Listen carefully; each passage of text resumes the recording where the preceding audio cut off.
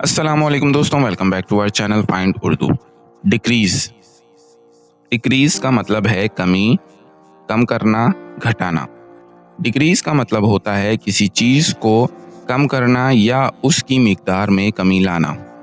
ये लफ्ज आम तौर पर नंबर्स, प्राइसेस, टेम्परेचर, पॉपुलेशन या स्पीड के हवाले से यूज होता है।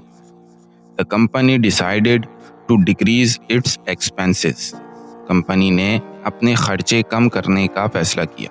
तो दोस्तों, डिक्रीज का मतलब है कमी लाना या किसी चीज को कम करना, और ये कॉमनली अमाउंट्स, कॉस्ट या क्वांटिटी के लिए यूज होता है।